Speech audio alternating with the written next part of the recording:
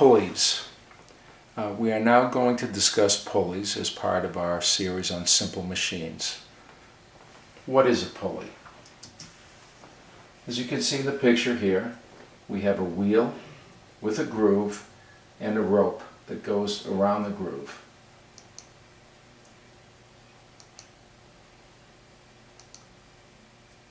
This rope would be attached to an object.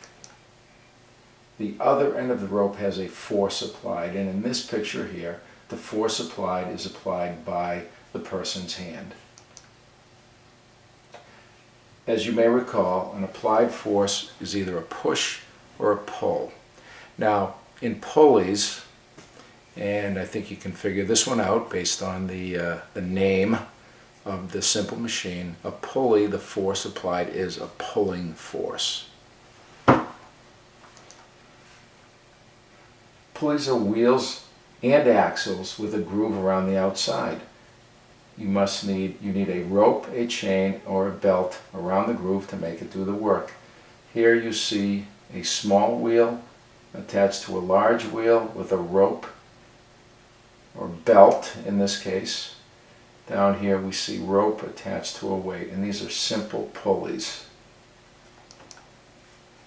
This fixed pulley has one rope. Force applied would be pulling, and here's the weight with one rope going around the groove in the wheel.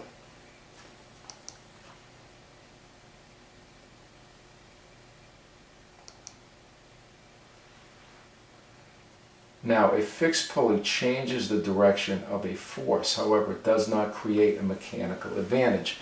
So, even though it doesn't create a mechanical advantage with a single rope or a fixed pulley, you're still able to have the advantage of changing the direction. So as you're pulling in one direction, the load is moving in the opposite direction.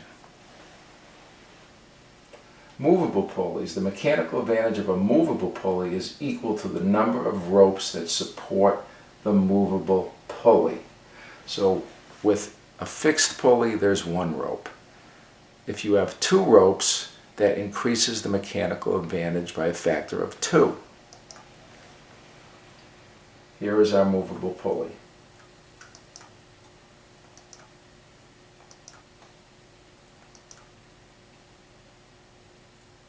So this, not only does it change the direction, but it also gives you the mechanical advantage, again, by a factor of 2. Here you see an example of a fixed pulley. The force is pulling in a downward direction. The weight would be going in the opposite direction. And in this case, there is no mechanical advantage because of the one fixed pulley. In this case, you have two ropes. You're pulling in this direction, the weight is moving in that direction, and you're pulling half the weight that you would be pulling in that fixed pulley example. So there is a definite mechanical advantage to having a second rope. Here we have several examples. By adding a third rope, the direction of the pull, the direction of the pulley, moves the weight in the same direction, and now the weight now is reduced to 1/3. So you actually have a factor of 3. In this case, a more complex pulley, you have 4 ropes. Again, direction remains the same, but now we have a factor of 4 in terms of mechanical advantage. Similar here, where these are also 3 rope, 4 rope, and 5 rope pulleys, but we are reversing the direction of the force. So pulleys are certainly all around us. Venetian blinds or blinds, as you pull down, that's a pulley. If you see a flagpole, for example, in front of the school, and the flagpole is raised, at the top of the flagpole there's a wheel with a groove in it and the rope goes around that wheel, that is an example of a pulley. And a pulley that you don't see because you can't get inside the mechanical system of the elevator, but elevators are pulleys. Not all elevators, some are hydraulic with cylinders, but many of the actually older elevators have intricate pulley systems on them. So the question is, why would we use a pulley? Cranes, which some of you may be familiar with, are able, one of the reasons they're able to raise heavy loads is because of the mechanical advantage that we've already talked about as they relate to pulleys.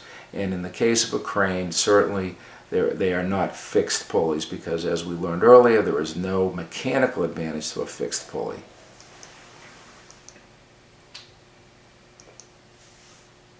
Gravity is something that helps pulleys in terms of their advantage, because as we're pulling up, certainly we're raising the load and we're using our mechanical advantage, but at some point we lower that load to place it where it needs to go.